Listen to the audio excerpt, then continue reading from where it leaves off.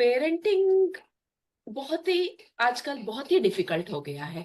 Competition हर तरफ है।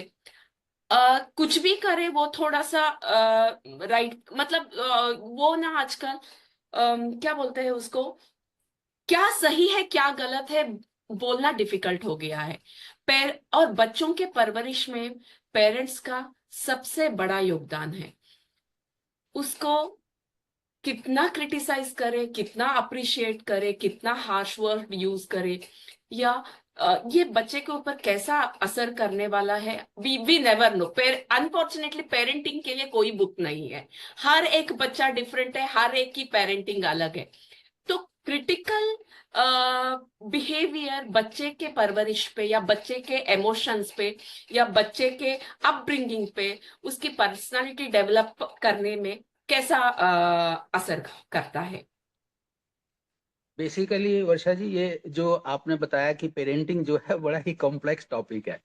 कोई अगर कहता है कि मैं पेरेंटिंग में मास्टर हूँ, तो वो मेरे हिसाब से वो झूठ बोलता है। पेरेंटिंग में, क्योंकि अगर कोई पेरेंट बोलता है कि मैं सफल पेरेंट रहा, तो उसके लिए वो खुद जिम्मेदार नहीं है, बहुत सारे और फैक्टर्स भी उसके लिए जिम्मेदार हैं। हम्म। तो इसलिए पेरेंटिंग तो वैसे बहुत कॉम्प्लेक्स टॉपिक है। हम्म।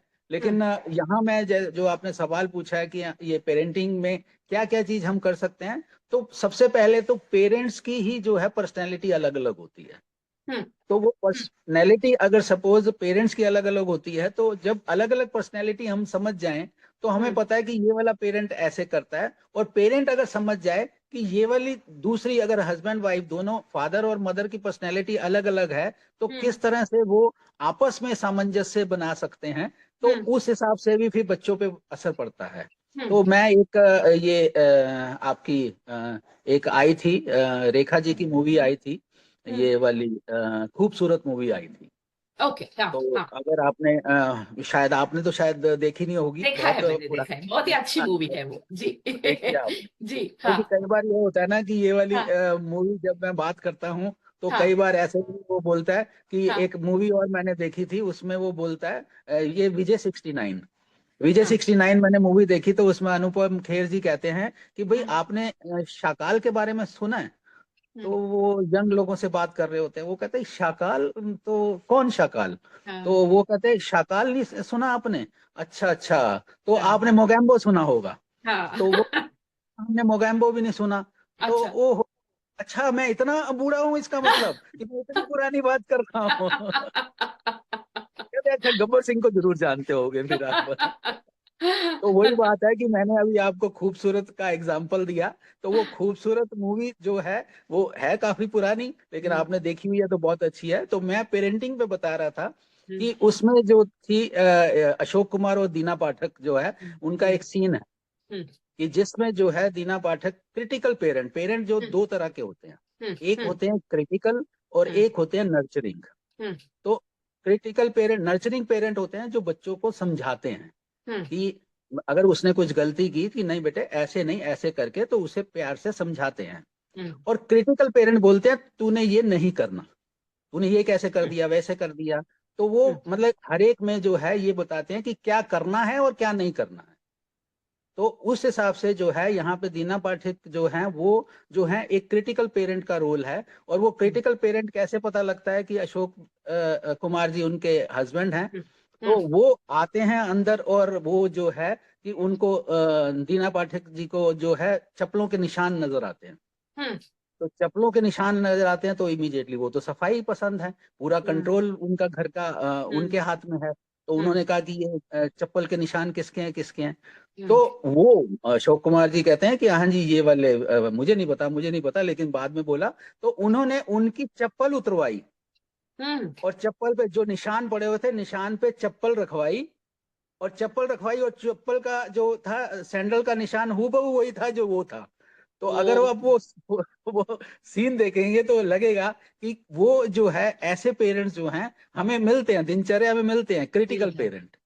कि क्रिटिकल हम्म। पेरेंट की जिन्होंने पूरा का पूरा जो है हम्म। अपना कंट्रोल जो है घर का अपने हाथ में है। तो हम्म। लेकिन जो नर्चरिंग पेरेंट है, वो हम्म। नर्चरिंग पेरेंट जो है वो हमेशा समझाने का काम करते हैं। तो इस तरह से अगर मैं वैसे नर्चरिंग पेरेंट और क्रिटिकल पेरेंट बताऊं तो शायद नहीं पता लगेगा, लेकिन वो 1-1.5 मिनट की जब मैं क्लिप दिखा देता हूं तो फिर समझ आ जाता है कि हाँ जी, पेरेंटिंग हमें जो है एज ए क्रिटिकल पेरेंट की तरह करनी है या या नर्चरिंग नर्सरी। पेरेंट की तरह करनी है। तो वो थोड़ा सा समझाने का ये तरीका हो जाता है। और हम्म। इसमें मैं एक चीज और ऐड करना चाहूंगा हम्म। कि एक चीज जो है जो मैंने सीखी है कि हम्म। अगर सपोज घर में जिसका कंट्रोल ज्यादा है उसको तनाव ज्यादा है, ओके। ओके। जो मैंने सीखा है। हाँ तो हाँ। आप मुझे बता सकते हैं कि हाँ जी ये ठीक है नहीं है। जिसका कंट्रोल घर में नहीं है वो हम्म। तनाव भी नहीं है उसको। कंट्रोल है वो एक टाइप का रेस्पॉन्सिबिलिटी हो जाता है, तो स्ट्रेस वो आ जाता है क्या सर? हाँ, वो वही जब कंट्रोल जो है कि हाँ। ऐसे नहीं, ऐसे होना है, ये होना है, वैसे होना है, लेकिन जब वैसे नहीं होगा तो हम्म। वो आपका तनाव भी होगा, स्ट्रेस भी हम्म। होगा। हम्म। लेकिन हम्म। जो अगर सपोज कंट्रोल नहीं है, आपने हम्म। कहा कि हाँ जी ये ऐसे करना है, ऐसे कर देते हैं, ऐसे करना है, ऐसे कर देते हैं, तो जब सभी सबमिसिव हो गए तो उसको तनाव कहाँ से हो जाएगा। Correct correct correct. तो easy going is a stress free life, ऐसा आप बोल हाँ, रहे हो? मुझे ऐसा लगता है। मैं आपकी बात को अग्री करती हूँ। जैसे dictatorship kind of a parenting रहते हैं तो बच्चा थोड़ा सा इंसेंसिटिव बड़ा होता है, या तो बहुत एम्बिशियस हो जाता है या बहुत टफ हो जाता है। लेकिन इमोशनली गार्डेड बच्चा है, जो इमोशनली नर्चर्ड बच्चा है, वो अपने स्ट्रेंथ्स को वो इजीली पहचान जाता है। और कोई भी डिफिकल्ट सिचुएशन में ना वो अपने आप को वहां से वो निकलने में कामयाब हो जाता है। तो this is all because of a good parenting, emotional nurturing kind of a parenting का असर हो जाता है। That's very good sir.